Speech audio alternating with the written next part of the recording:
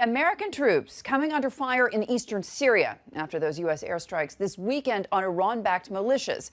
Dan Murphy joins us with the play-by-play. Dan?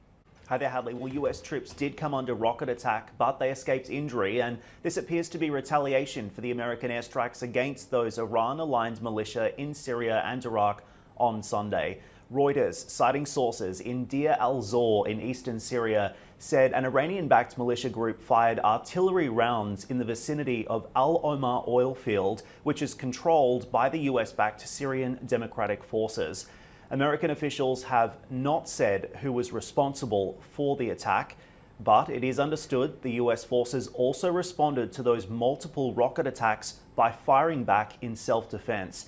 Meanwhile, the reaction to Sunday's airstrikes in Iraq and Syria continues to divide. Iraq's government has condemned the action on its soil and said it would study legal options to prevent it from being repeated. Syria called the strikes a violation of the sanctity of Syrian and Iraqi lands, but the US has defended its actions. Secretary of State Antony Blinken saying those strikes were designed to limit the risk of escalation and to send a clear and unambiguous message.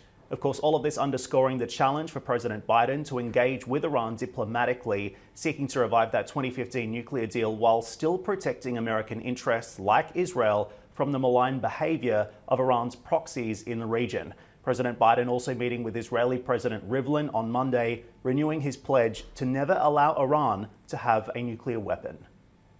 We're committed to unwavering commitment to self-defense.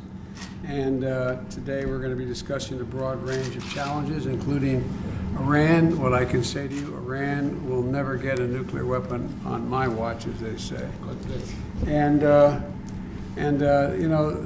I directed last night's airstrikes targeting sites used by the Iranian-backed militia group responsible for recent attacks on U.S. personnel in Iraq.